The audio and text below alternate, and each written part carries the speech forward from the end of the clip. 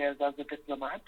So you can imagine that world affairs inspire me, things going on around the world. It's something that I always take into consideration and look at. I have a few role models that I look up to. Okay. Obviously, first degree was in history. Then I did a postgraduate diploma in mass communication to hone in public speaking. Then I did a master's in international law and diplomacy before getting my honorary doctorate in, governance and gender-based things. And, so that entire public sphere in all these fields inspire me. Amazing. Because, I continue to work to better this world order that we have and better things and make sure that we're working cohesively towards solutions. Of course. In life and in governance and in everything that I do. I mean, I think those are the things that inspire me. World affairs, my few role models that I have, which includes my mother and my mother-in-law. Okay, of course. Safe play, yes. Dad, and my late father-in-law. Okay. So, because these are all great people. Of course. And, I watch them and I've looked at them and how they get things done. And I myself now, in my 50s, look back at so many things. And get inspired by some of those things. Because, no matter what, we can't leave our history behind. Not at all. You need to look carefully at the history that you have to actually project into the future. We don't want to make mistakes that have been done in the past. We want to look forward. And I think, those are the things that inspire me greatly. Amazing. Apart from color and the more casual things in life. Amazing. I'm inspired already talking to you now because, you mentioned you had 2 masters, you did a history degree as well. And also, you said you're in your 50s. I mean, that's quite remarkable because I saw your picture. I'm thinking, no, she's probably the youngest first lady in Nigeria. She looks like maybe like 35. No, I'm in my 50s. Amazing. I'm sure my female listeners will be wondering, what's that secret? How does she get to look so young? But I'm sure, there will be your DMs asking you those questions. That's amazing. Thank you so much. You're welcome. I mean, I introduced you earlier about, you being a diplomat, working in the Nigerian High Commission in London. How did you get into that? What was the journey into diplomacy? Well, thank you. You heard what I said about my schooling. Yes. And I would, so I did do a master's in international law and diplomacy before I started my diplomatic career. Okay. But to go all the way back, when I was very young, I started my, kindergarten, as they call it, in the U.S. Yeah. Where my dad was information attaché at the Nigerian embassy in Washington, D.C. Amazing. And I got inspired by all that at a very, very young age because my dad was not just in the embassy. He also wrote books.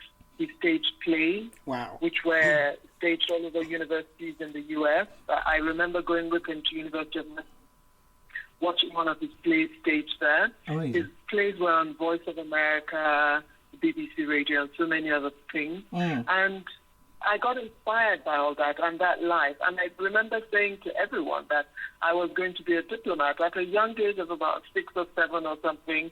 And quite frankly, I kind of stuck to it. Wow. Even through my choices of the things that I studied in university, when we later came back to Nigeria, the kind of things that I studied and the kinds of things that interested me, like I said, always world-oriented, always on the world stage. Yeah. And so I got inspired by all that at a very young age, kind of stuck to it, studied for it. And yes, after my master's degree, I applied and luckily got accepted. And, that's how I got into diplomacy, really. That's really inspiring. From a very, very young age. I mean, you had this vision of yourself from 6 years old to say that, this is what I want to do because you got inspired by your fantastic father, a father who was doing great, amazing things at that point. And it's quite, commendable that you stuck to it and you went ahead with that, your vision, which should be an inspiring story for young ladies out there, which is one of the things we will talk about because I know you do a lot of charities. And then I met And then I met my husband at quite a young age. I was still in university when I met him. Oh, wow. And I realized that his dad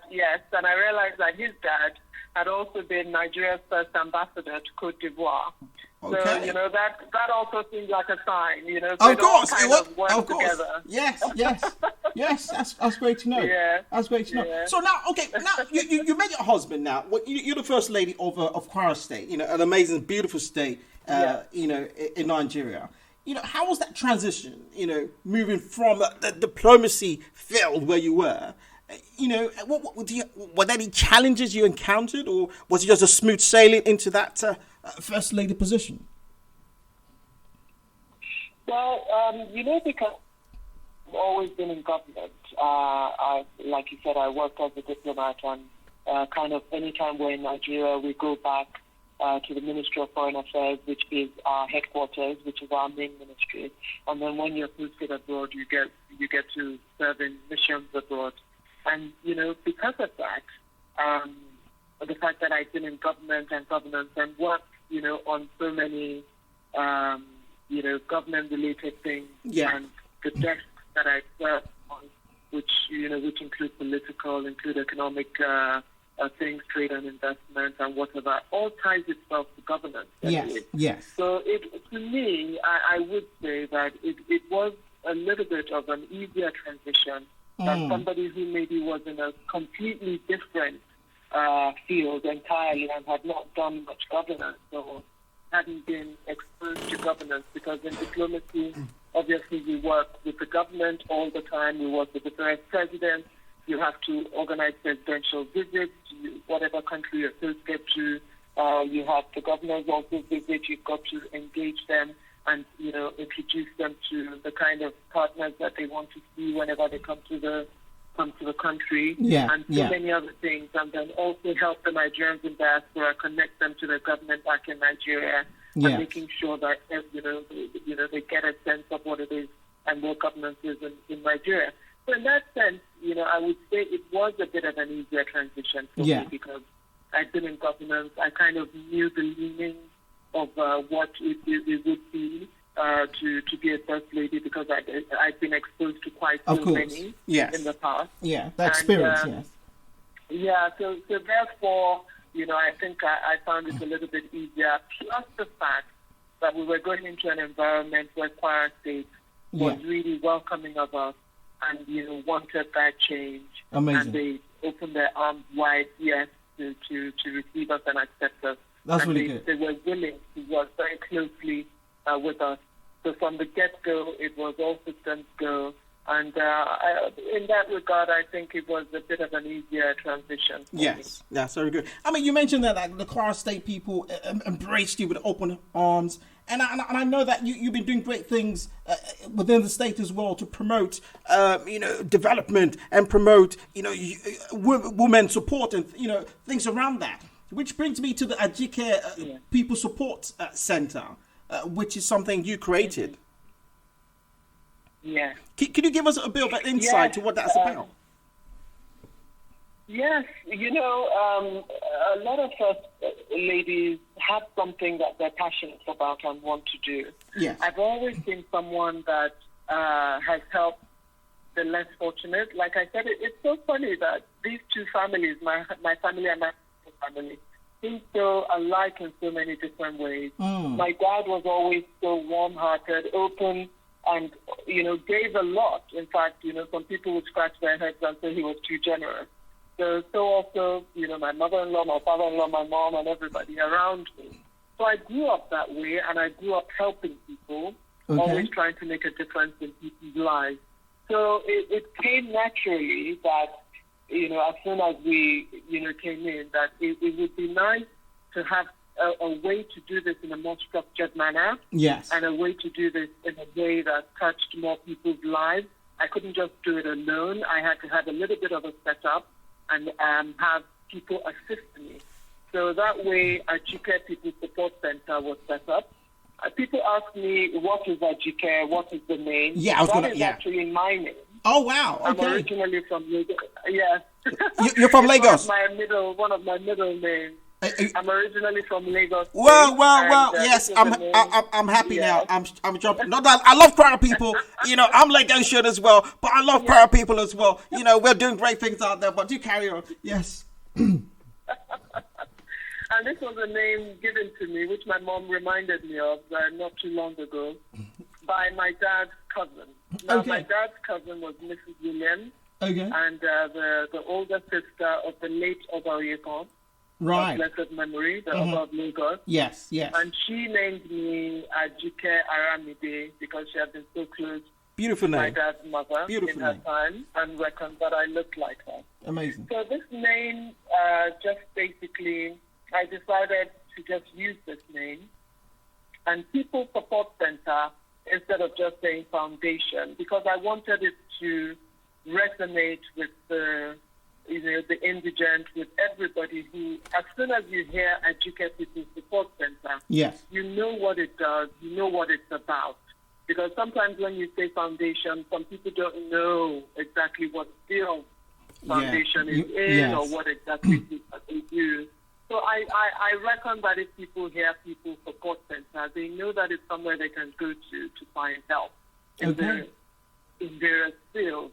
Okay. So that was why it started out of passion and sincere commitment to create economic empowerment for people through vocational skills acquisition, encourage education advancement, and ensure the well-being of people through health interventions that would be wholesome. Since inception, I've done so many things together with the team that assist me.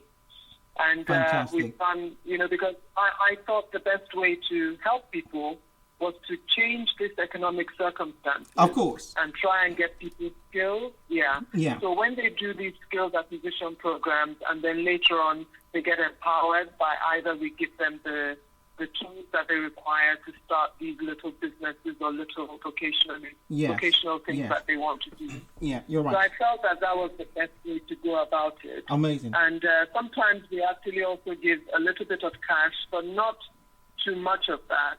We assist people with hospital bills. We kind of go to the indigent and make sure that they can get their little bits and bobs that they need to get by. Exactly, yes. So we've done about empowerment of over 4,000 people in partnership. That is really good. With other development partners since last year. Yes, indeed. Training and provision of work tools such as sewing machines, hair dryers, and grinding machines. In July alone, we did 200 women. We did 400 next, and then so on and so forth like that. So a month we might use hair dryers and the hairdressing business. The next month, pepper grinders and the marketers and people that are in the market. And the following month, it could be makeup and makeovers, and things like that. Amazing. I mean, one of the things you did, I'm guessing, is the Educate People Support. Another round of skills acquisition program is coming up. Okay. And then we sponsored fashion designers and excellent associations. We promoted small-scale businesses by exposing them to new trends in their place and exposing them to larger markets. In fact, we introduced a few recently to the world of insurance.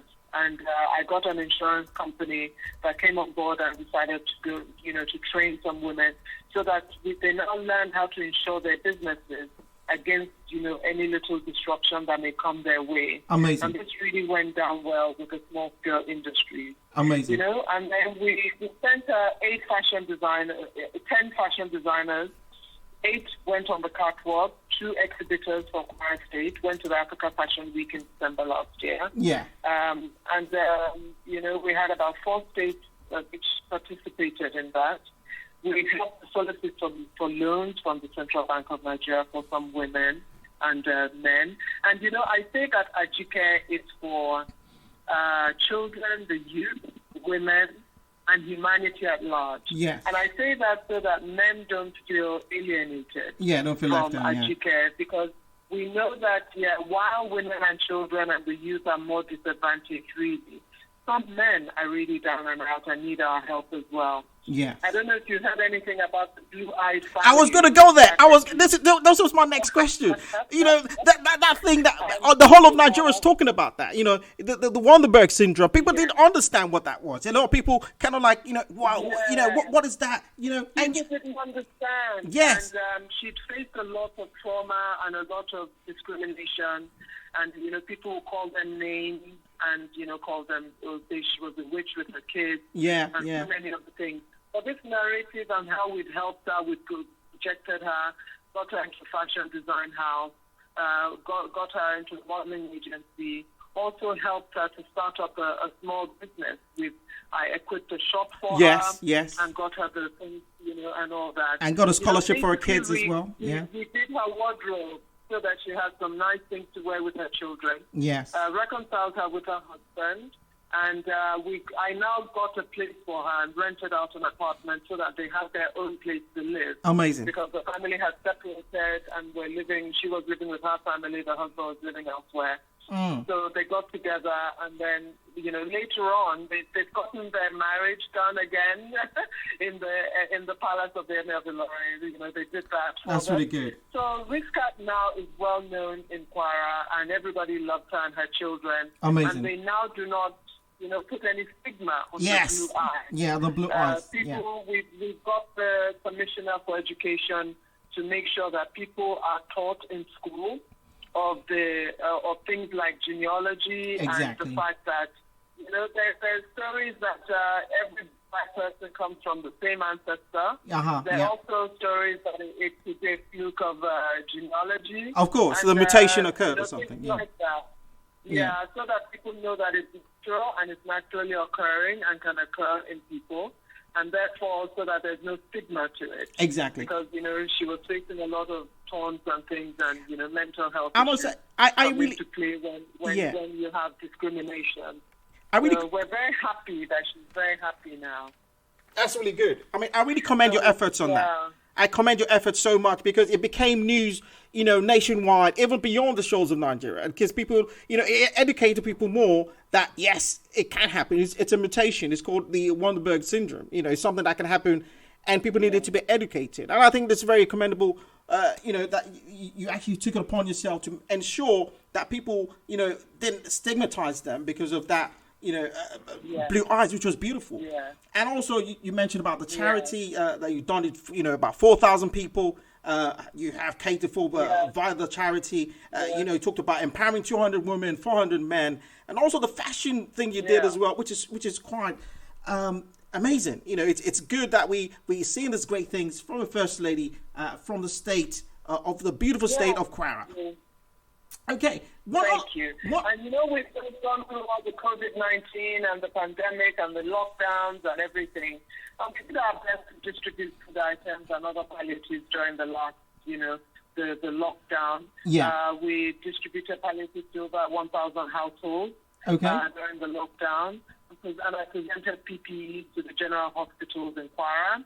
We did distribution of food items and so many other things. The International Day of Women was marked, and so many other days. And I think one thing that I've introduced in Kwara now, which everybody knows, is we choose all the international days, the UN days and some national holidays, and we celebrate each one of those days. Amazing. So like if a day is coming up, International Women's Day, I already get people calling me and saying, "No, Excellency, what are we doing on this day, you know, to showcase the day itself, you know?" That's really good. We've all set medical bills of incidents and, you know, supporting groups and associations. So I think, you know, Educate People Support Center a little bit better now. Yes, I do. And I'm quite glad you actually went in and gave us a bit of a background on what you do and also what your achievements has been so far, which are all quite very commendable. And we hope and we wish you the very best of luck and hoping that it expands more. You. But there's another thing that you do, which is something that has been neglected in most states in Nigeria, which I think is quite a problem. And the government is actually not looking at that properly. You know, it's something you're part of the Drug Eradication Committee. You know, because a lot of people abuse substances and they get maybe hooked on it, and don't have the proper treatment in place because there's no awareness as well. And I think you're doing great things to bring awareness to the issues, regarding drug abuse. You also... thank you. Yeah. Yeah. So, I mean, what does the Drug Eradication Committee do? Yeah, well, thank you for bringing that up, especially being a program that, appeals to the youth and focuses on the youth. I think it's quite important to discuss this because in, the recent trend in the use of such things as hallucinogenic opiates, sedative drugs, hypnotics among youth is one that calls for concern, So because of that, measures are put in place to dissuade these. The youth are future leaders, and we really need to face this head on to make sure that we put a stop to this. Exactly. So the Kwara State Drug Control Committee, and I am the matron of this Drug Control Committee, and the governor is the patron. Okay. So they're saddled with the responsibility of making sure that this trend is we put a stop to this trend, and we look at how we can, get rid of all these things because, Kwara State is in the north central of Nigeria. It's a north central state. Yeah. And within the north central state, I don't know, your listeners should know that there are 6 zones in Nigeria. Yes. And you have the northwest, northeast, north central. So Kwara is north central. You have the southwest, the southeast, and the south-south. So those are the 6 geopolitical zones in Nigeria.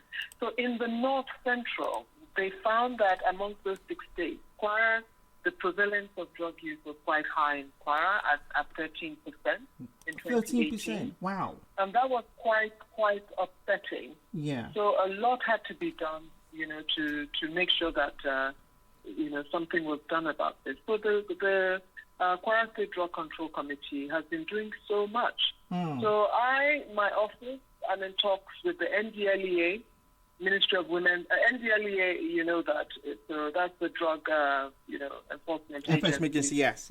Ministry of Women's Affairs and other critical stakeholders. We work with them on how to rehabilitate victims of drug abuse and also proper ways to stopping unfettered access to these destructive drugs. Yeah. We found out at a time that women were beginning to sell some of these, the lower end of the market things in kiosks and things like that. Wow. Like tramadol, like sleeping pills and things. Wow. So we had to really work hard on that to make sure that they understood the consequences. Yeah. That a lot of the youth that come to buy these things become hooked on them. Yes. And therefore, the market women were called upon, and we call them Iyaolojas, and that's the Yoruba saying. Yes. That's the head of the market women. They had to come into play to assist us to make sure that this wasn't sold anymore.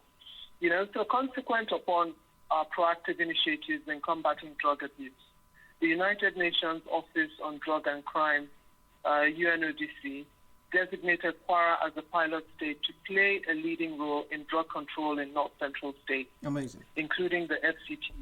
The FCT is the Federal Capital Territory, which you have Abuja in. And Abuja is the capital of Nigeria. Yes. So all this is owed to the fact that Kwara has taken keen interest in the fight against drug abuse and illicit trafficking. Being conscious also of the need rehabilitation services for those that are hooked into the use of illicit drugs. We've intervened and supported in equipping rehabilitation facilities in the state. Okay. And we have also contributed towards, we have the Emir of Ilorin constructing a Zulu Gambari Rehabilitation Center on the grounds of the NDLEA. We've tried to help with that as well to make sure that because yes, the more rehabilitation centers we have, the better for the state. And the Kwara State Drug Control Committee on its own, between the last quarter of 2019 and the first quarter of this year, sensitized no fewer than about 9,000 people on the dangers inherent in drug abuse and sale of illicit drugs. Yeah. So the committee also carried advocacy programs to all the traditional rulers in the state to enlist their support, because they kind of are like the bedrock of the society, of the community. People still look up to all the traditional rulers. Yes. So we got them on board to get their support in this fight against the drug abuse epidemic. I think that's a really good thing. And as we're focused and aligned to the target of the UN 2030 Sustainable Development Goals to strengthen the prevention and treatment of substance abuse, including narcotic drug abuse and harmful use of alcohol, we will continue to support the government to achieve this goal by every way we can, by talking to youth, even this medium that we're using, talking on your radio show. I'm sure, mostly youth that are tuned in. Of course, yes. And it's important for them to know that, each person is aspiring to the future. Some of them are going to become the leaders. Some of them are going to become heads of industry. Yes. Everyone looks up to. Yes, heads of society in the future. So it's important not to ruin their future. It's important to note that this is a perilous journey that really isn't a path to toe. And to kind of, we know some people think it's recreational and start that way. But, the person who thinks it's recreational to start off with, a lot of them end up being hooked in a very bad way. Yes. And, then we have to pick up the pieces and all that. You're quite right. You're quite right. We're really, really you're quite right. appealing to youth from all this. Yeah, you're right. Yeah. Then we look at the connection of drug abuse and mental illness, which is something you also kind of like, are part of to try and, resolve issues like that, or try and reduce the amount of mental health problems people face. But the thing is, in Nigeria as a whole, I stand corrected. I think that mental health has not been paid attention to as much as should have been. A lot of people are suffering a type of mental health problems because of maybe daily lives, daily traumas they face, and they need some kind of respite. But I think Kwara State has taken upon itself to identify that, individuals need, some sort of like mental support system or mental health issues resolution centers. And I think, we did a bit of due diligence, and we saw that, you as the First Lady has taken it upon yourself to actually focus on the mental health of the youths and women as well. Yeah. Well, it's not a huge leap, like you said, when we talk about drug abuse to now talk about mental health. It's not a huge leap at all. No. So it was important to get into that field and make sure that we worked really hard. I, on my part, have always been an advocate of strengthening our kindness and compassion towards those who may be emotionally depressed or mentally distressed, as this attitude may help them find purpose and hasten their healing processes. I mean, in this light, I have at different times worked together with the Educate People Support Center to support inmates there's a tragic psychiatric home in the state in Kwara, supervised by the State Ministry of the State Ministry of Social Development to enhance the efficient management of the home while ensuring that the inmates get the best of care. Our intervention at this home, includes periodic donation of food items, provision of personal protective equipment, donation of mattresses, blankets, paying visits, seeing what the man is doing. Because, this gentleman who started this home took it upon himself to just start the home. He goes around, picks up youngsters. Wow. And there was a visit I conducted once to the place. Yeah. And I saw this young gentleman. He told me he was 19 years old, perfect English, spoke very well, looked very well. He said, "You're welcome, Your Excellency. Thank you for coming to visit us." And I said, "Oh my God, what are you doing here?" And he said, well, he found himself on drugs and, his parents couldn't cope anymore, so that's why he's here. Wow. And I said, "You see the dangers of getting yourself hooked on drugs?" And he said, yes, he knows, and he was trying his best now to rehabilitate himself with the help of the home. So we go around and talk to people like that, and those are just a few of the people. Like you said, people have trauma and stresses of daily living and daily life. But I think there's more consciousness about it now. And you have a lot of people working assiduously to make sure that they talk about mental health. Yes. I now work with a coalition of First Ladies on gender-based violence. Called the Nigerian Governor's Wife Against Gender-Based Violence. And we now have, as a partner who works with us, a young lady by the name of Hawa Jaiso. Hawa is a young queen leader, and she is a mental health advocate. and she has, come on board to help us. And I remember these last few weeks, there's been so many messages coming out, about mental health and people making sure they take care of their mental health, especially during all the lockdowns that we faced throughout the entire period of the COVID-19. People have been at home, they've been stuck indoors, a little bit fearful of the future. So many people losing their businesses, a lot of other things coming into play. Right down all through this last protest we've had in the last couple of weeks and things like that, a lot of people were really scared and fearful and not knowing what was going on. And, so we need to be cognizant as a people, the effect that certain actions that we take, have on the mental health of others. This fear, the fear factor and so many other things. That's why it's important that we explain policies, we explain decisions, we make sure things permeate down, properly, so that we get people, we don't get people scared. Yeah, it's very important. Going into themselves. We get people, we engage people and make sure we address their concerns. And we're doing that a lot in Kwara. Amazing. Like I said, I go out, the governor goes out, meets people. He likes to visit everywhere by himself and goes, all out all the time. People get to meet with him and talk to him on so many different levels, as I do as well. I like that meeting with the people. We make sure that we're quite close to the indigents and make sure that we can hear their voices. And that's why I visit this particular, tragic psychiatric home and make sure that I kind of adopted them. Amazing. And I make sure that I visit them. And one thing we also need to, stress is that young men in particular need to be very careful because, the rate of mental health, between young men and young women, you need to look at the statistics. And therefore, this issue of, drug abuse, we need to work on it as well as other modern-day worries of life. And we need to help our young men and our young women to make sure that, they don't suffer the trauma of mental health problems. Amazing. On that note, I think we're just going to go for a short break and we shall be back on the other side. So do stay locked on, stay locked in. It's our amazing, our Excellency, Mrs. Olufolake Abdulrazaq.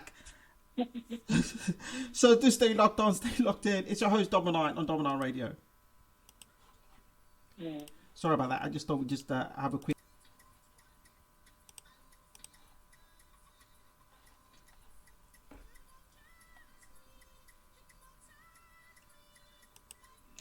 Hello everyone. Thank you for tuning in and thank you for staying with us on the show. I hope you're having a great time. We have the fantastic guest on the show today, which we have the honor of having her on the show, is the Kwara State First Lady, Her Excellency Olufolake Abdulrazaq.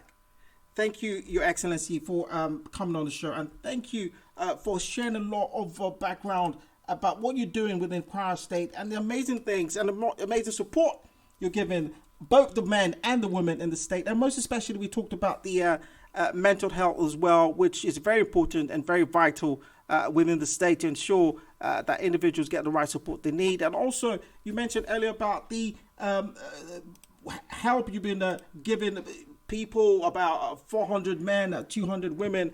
And also, you also mentioned that the Ajika support program has been able to help at least like 4,000 people since its inception as well. And also, you're part of you're the matron of the Drugs Eradication Committee because there was a bit of an increase or an influx of illicit drugs within the state, and you had to address that. We do commend you for everything you're doing, and I'm really, really inspired, by yourself talking to you this evening. But before the break, we went and we mentioned something around gender-based violence, which brings me to the next question, where not just in Kwara State, but I think in other states as well, because social media is a very powerful tool when it's used in the right way. We've seen an increase in rape cases in different states, but it's happened in Kwara State as well. But I mean, how do we try as because it's everybody that has to be involved in this? How do you think this can be tackled? And there's and also maybe a reduction in this cases. How can this be reduced within Kwara State? Yeah, Well, thank you for that question. It's a very important question because, throughout the COVID-19 pandemic, which started at the earlier part of the year and later on, I think we just realized that there was a spike. And I think this was realized around the world, actually. Yes. That there were more cases of violence and more cases of rape cases and gender-based violence and all of these things. And I think, while, we can't excuse these things for any reason, maybe it's the effects of the lockdowns and, people being in confined states with each other for long periods and so many other things contributed to it. Yes. So, it's quite condemnable, rape cases. It is. And having said this, attributing positive factors, is in no way justifiable. So we can't really say, this is the cause. You must not rape under any circumstances. Yeah. And you must not, be violent towards people in any circumstances. Yeah. So that way, I wouldn't want to, even though, we noted that during the lockdown, there were increased spikes in these cases. We don't want to attribute it to that. We just know that people really should do better. Yeah, you're quite right. So most of the violent crimes, especially rape, is, usually perpetrated by relatives sometimes. Yeah. And close acquaintances, who threaten their victims to silence. And this is something we've been really working on to break the stigma of silence. Because, we can't get to the root of it if people do not speak up. Yes. So curbing this menace ultimately requires, institutional framework and, laws against offenders. Fantastic. The recent declaration of the state of emergency on rape, because, the First Ladies now came together and we said, this is way too much. We're hearing all these things on a day-to-day basis. We really need to do something as mothers. And we called on the governors and we said, listen, this is too much going on. Yes. And the governors got together and declared a state of emergency on rape and gender-based violence and other abuses. And it was a good step towards the elimination of these crimes because everybody immediately saw that government was, very serious about it and was going to take action, immediate action against any perpetrator. So the advocacy drives and engagement with governments and CSOs, civil society organizations, NGOs, by the Nigerian Governor's Wife Against Gender-Based Violence and things like that are all steps in the right direction. It is. The government of Kwara State, as you may well know, has domesticated the child rights laws before now. Okay. And, just on the 15th of this month, passed the Violence Against Persons Prohibition law in Kwara State, which was really a landmark law. Everybody worked together, myself, my office, the Minister of Social Development, the Attorney General, the State House of Assembly, the Governor, and it was passed in record time, and they really worked really hard on it, and to make sure that all these things, put into place, strict consequences for offenders. Amazing. Because before, I think another thing which made people, to commit these acts of gender-based violence and rape is because there was no deterrent. There was no deterrent. And apart from no deterrent, they were not enforced. So many cases were not brought to court. Yeah. So many cases, even if they were brought to court, were not effectively, prosecuted and people sent to prison.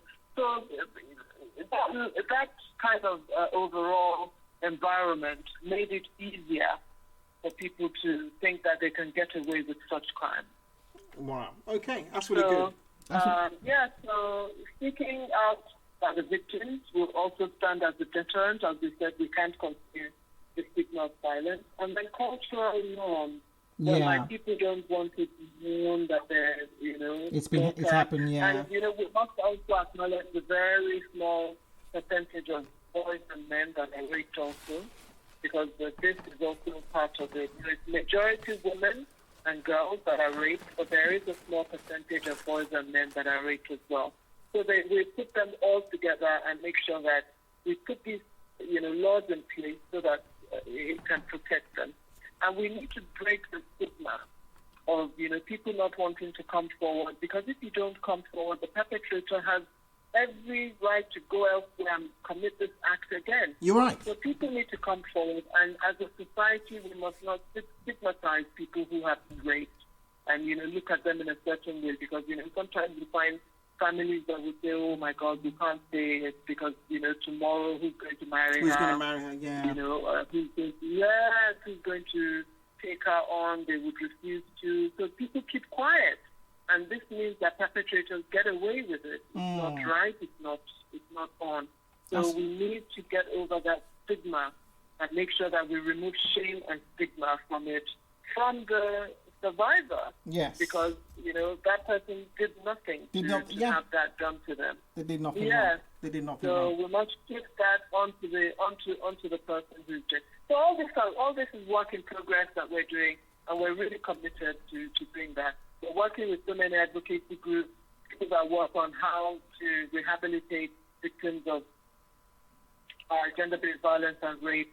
And in all this, we also include victims of trafficking, because a lot of the time, those that go into trafficking and modern-day slavery have also found themselves victims of rape in so many instances, where they're shipped abroad to go and work in certain unsavory conditions, and they become modern-day slaves, and suddenly they're being raped by the employer or the employer's son or the employer's nephew or somebody, and they can't speak out, their passports are seized, and so many other things. So, we're working on all of that with so many bodies, like-minded bodies. We have some. I even have some in the UK as well, who are my partners, who we work with, on all these issues. Wow. So, yes, we are really working hard on all these. That's good. I mean, if we're to describe who an action first lady is, I think your name should be at the top, because this is an action first lady doing great things in Kwara State. Because I love the way you're aware of what's happening in the state. You're not just creating all this support services, like some individuals just create like an organization or committee, but you're actively participating in ensuring all this is actually working, and also in there checking out that this services are actually doing what it's meant to do. I mean, and the government has been very, very good in providing what we need, because now there's a sexual assault referral center in Kwara State, in Okwere in Ilorin. We have a shelter as well, and we were very, very happy. We got ActionAid and NGO to work on providing that shelter, and we have more in the pipeline that we're trying to get all that done. So the government is actually putting in place all these things. Fantastic. That's really good. All right, okay. The phone lines are open if you need to call in and speak to our fantastic excellency today. Live phone lines are open as 074 956 36899. That's 074 956 36899. If you're calling from out of the UK, it's +44 74 956 36899. You might be shy, but she's all right. She'll talk to you. Don't be too shy. You can call in, or you can send us a WhatsApp if you're shy as well to just have a conversation with her. But I'm having a good time. Okay, now I want to ask you, Your Excellency. You've got quite an amazing, educational background. You've done great things. You acquired so much knowledge and experience, and you're giving back to the society as well. But my question is, how important do you think women should be involved in governance and leadership, within the society? Well, that is actually where we are. Obviously, this is one of the Sustainable Development Goals, to make sure that women and girls have this type of future. And I think everybody's waking up to this fact now that, you have to make sure that you involve women in governance. We're very lucky in Kwara State because the governor is very forward-thinking in that regard. The governor has the most gender-friendly government in Nigeria. Okay. There are more women than men in the cabinet. There are over 50% women in the government generally. We have the head of service is female. The head of the civil service is female. The head of the financial institutions are female. We have a female deputy chief of staff. So all through the government, you have women working. So for Kwara State already, people can see what the future would be like because we already have that in place. And, you know, I keep saying it everywhere that maybe we're going to put the governor up for a Guinness Book of Records entry because, you know, there are actually more women. It's 52.6% of the cabinet is female. That's really good. And that has been working well in the state. Okay. And I think people are taking a cue from that to make sure that they include women and make sure so the gender-friendly environment is actually spurring others on.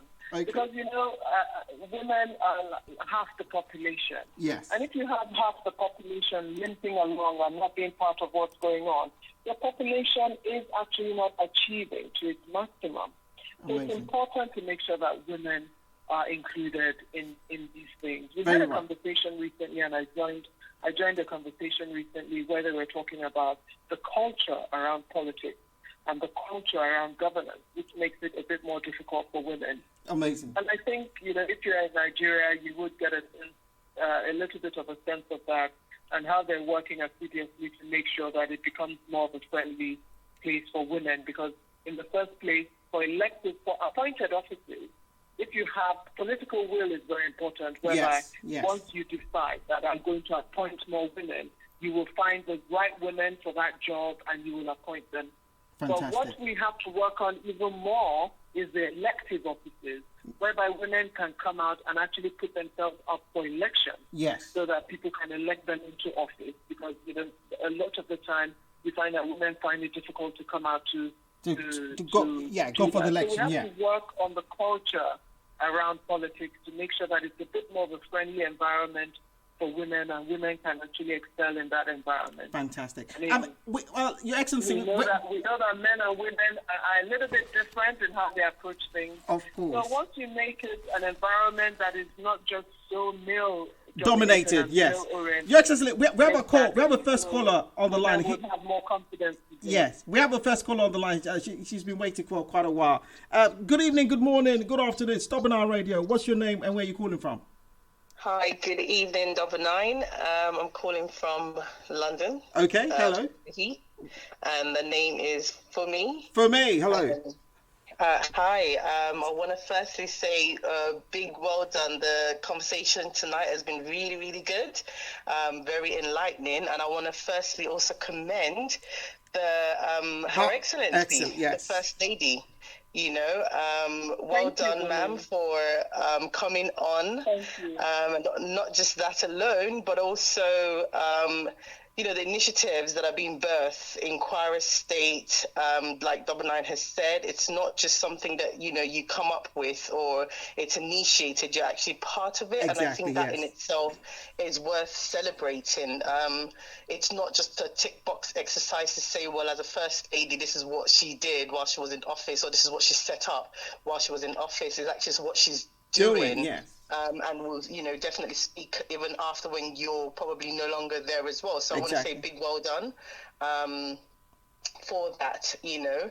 But what I've called in today is as a health and safety professional and one that works very closely with a state government in Nigeria, I mean Lagos State, and I see what is being done. I know we've spoken about quite a number of areas, you know, talking about security, I'm more particular about the area of safety, particularly safety in the workplace. I'll be interested to know, because I know Lagos State has a parastatal or body that deals with health and safety. That's the Safety Commission. I just wanted to find out what the appetite is in terms of, you know, occupational well-being, occupational safety. You've talked about, and like I said, there's been a lot of things that have been touched on tonight when you're talking about mental wellness, mental well-being, but I'm more particular about from an occupational perspective, considering that a lot of people spend majority of their time at work. What exactly does the state government in Kwara have in state and have in place, or if there isn't, what's the appetite for setting up something, a body that sort of regulates occupational health and safety? Fantastic. Thank you, Fumi, for that question. She would answer. Just keep listening on the radio. Thank you. Okay, Fumi asked, Your Excellency, did you get that question? Yes, I think I got that, and I want to thank her for her kind words. Okay. Yes, indeed. Yes, I think she talked about, what are we doing about health and safety at work? Yes. And things like that. Yes. Well, Kwara State is known as the state of harmony in Nigeria. So we have a lot of that going on. It's a harmonious state, and we like to build on the harmony in there. And then I was speaking about health, mental health, yes, and all these other things that we're doing. We have in plan, we have plans, especially my own. I will talk mainly about what the Educate People Support Center is doing, okay, and my office. And we have, all these plans. We have people that we've got in place to counsel and to talk about things. I have support groups who actually go into schools, not just offices, also schools, to talk to people, find out how they're doing, find out about their mental health well-being, find out also about anything that may be untoward happening to them, how they can counter bullying, because it's not just as a child that you have bullying. You have workplace bullying, of which a lot of people can talk a lot about. Yes, you have, you're quite right. Yes, you have things like harassment. You have all manner of things that go on in the office. So it's important to have people that go in there to check on people, to talk to people, to find out what is going on in those spaces. And in my group, we found out a lot of people came back to us, and they were able to talk to us more than their own particular people who were there in the schools or in the offices to actually assist them with this.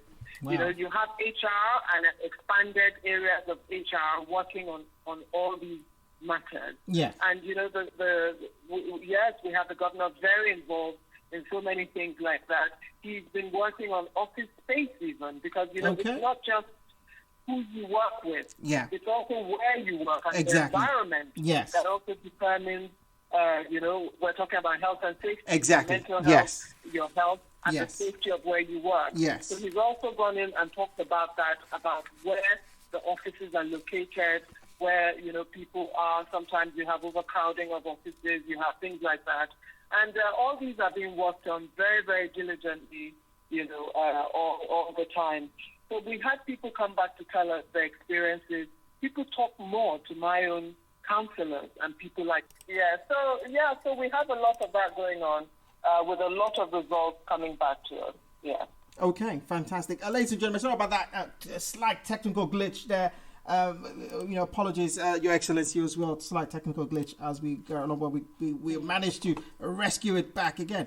But I mean, while you were describing that, I was just going to say, Kwara State, they're lucky to have you, as the First Lady, because I think you're doing amazing things. I'm lucky to have them as well. yes, they're very good to you. I think they did the right thing, for open arms and embracing you to come in, because, from everything you've mostly said to us this evening about the JK project, the attention to detail about health and safety, the mental health, and also empowering women in the society, and also with the state government themselves ensuring that women are part of the offices and making decisions within the administration, which is quite commendable as well. I really think you guys are doing.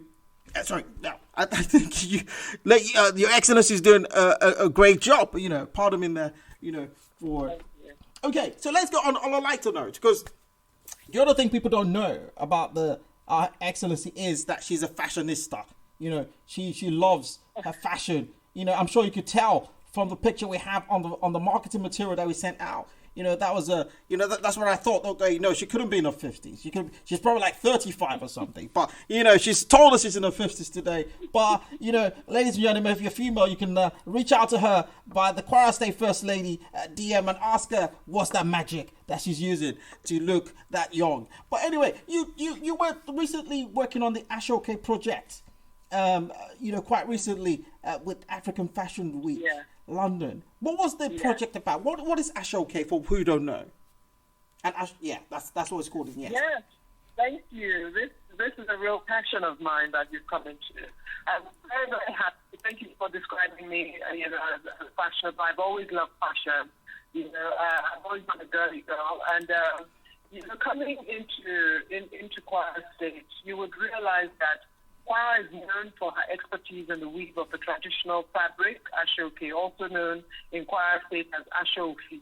Okay. And it's a piece that has endeared the Lorraine to so many parts of the world because now we export everywhere. Yes. And, it was our resolve to ensure that we put a spotlight on the potential that abound in the production and distribution of this fabric of Ashoke, which comes in cotton, comes in silk, comes in so many different, ways to the world. And this led to our partnership with Africa Fashion Week London. Africa Fashion Week was showcasing at the Sustainable Fashion Week in New York just about a month ago. Yes. And so we partnered with them to make sure that Kwara Ashoke was also being to the world.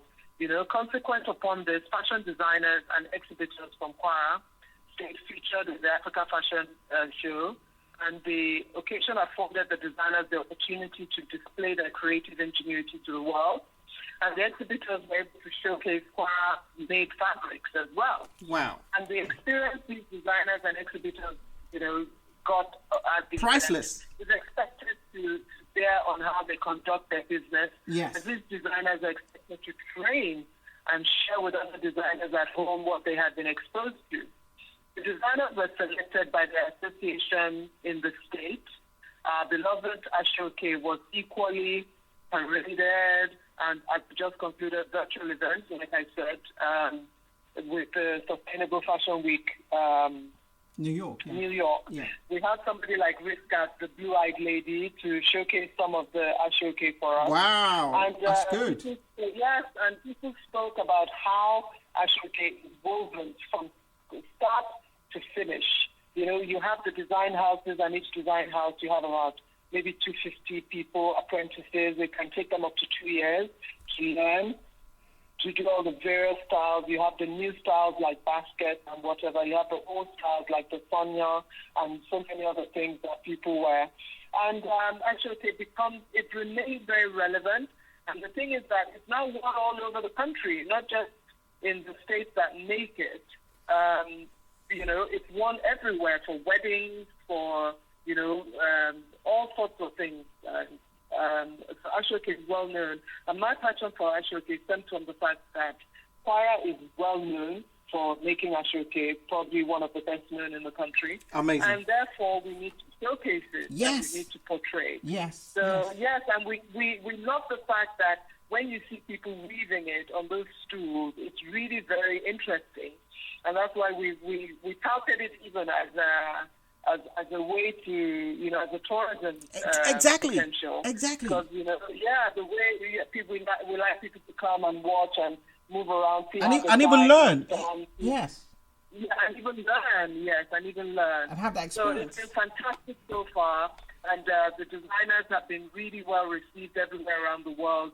There's transport everywhere. And, now we've got the Africa Continental Free Trade Area Agreement, which Nigeria signed into. Okay. And we expect that Nigeria should be exporting things around the world. Amazing. You mentioned earlier in this program that I've been a diplomat, so I've lived in a few places. Yes. And I've known that when I was living in South Africa, working in the Nigeria High Commission in South Africa, in Pretoria, we had a small number of South Africans and people from that whole region who just wore Ashoke for the fun of it, because Amazing. they just loved it. They just loved it. They loved how Nigerians wear it. So we look forward to being able to export all around Africa and all around the whole world. Ashoke. So I'm very passionate. I'm very pleased by the progress we're making on this. Fantastic. I mean, that's quite commendable again. The Ashoke, which people, think is beautiful, and now the beauty is being showcased to the world, while Kwara State also is having that exposure. Action First Lady. I think that's. I'm going to change it. I think that's your name. The Excellency Action First Lady, who does things, and not just says it. She does it as she says it. Okay, I mean, the head of the African Fashion Week London, the beautiful Princess Ronke Ademuluyi, you know, she was involved with the project. You know, how was that? How was it working with her? You know. Oh, but I've worked with her for a very long time. Oh, okay. While I was in the High Commission in London in 2016, I believe it was, you know, because Africa Fashion Week London showcases every year. So we were involved in that, in the show she did that year. And I think the special guest of honor that year was the wife of the vice president. And we had a lot of people come that year. So I've been, working with her since then. And it was very nice to be named the matron of Africa Fashion Week London and Nigeria. Amazing. So it's been a pleasure working with her for this long, and the whole Africa Fashion Week team, Lagos and Nigeria, and London and Nigeria. It's been fantastic. It is fantastic. Okay, I mean, in your opinion, you know, do you think that African fashion can be used to promote the heritage of Nigeria? Yes. Okay. Very, very straight. You know, that's it. Yes, because I believe so. Because Ashofi, the way you just described it now, it's made there. It's not like some machine that does it. You know, people use their hands to weave this, and they have stories behind it. They can tell stories of where this pattern came from. They can tell stories why this is just for the royal family, and you know, that's just promoting heritage of the country itself, or of that state. Okay, Africa fashion does promote our heritage. You know, it's very important to see how Africa fashion is now becoming also more modern, and also the traditional ones also, you know, still very much, in vogue and wearing them. And it's nice to see other cultures also wearing Africa fashion. It translates really easily. It's colorful. It's beautiful. It's easy on the skin. It's not cloying and all that. African fashion now promotes our heritage. People study it. People know where it's from. You can easily sometimes tell where a certain design is from. Although some of the more contemporary designs, you may not be able to know who did it. But it's more a blending of cultures now. Of course. Nowadays, and absolutely stunning. And you don't just get Africa fashion on clothes, you get it in the furniture as well. Yes. Because they also translate some of these woven fabric onto chairs, stools, and shoes even. You see it on shoes and hats and so many other things. And it's very nice to now see Africa fabrics and fashion translating around the world and being worn and being adopted by so many different people. It's actually really, really, you know, wonderful to see. It was on the Fashion Week. It goes on the catwalk now.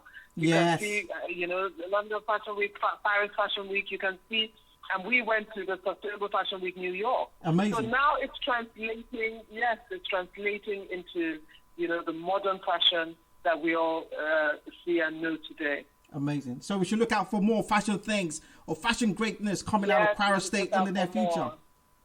Yes, we look forward to that indeed. Fantastic. Okay, I mean, we're coming to the end of that interview now. But I mean, what would be your advice to the Kwara State youths, you know, in the state now? You know, there's a lot of like, you know, people asking for, you know, we want this, we want that. I mean, from what we've learned from you today, we see that the administration is actually, you know, contributing and doing a lot to support the youths as well. But as the First Lady of Kwara State, the action lady, I said, you know, of Kwara State.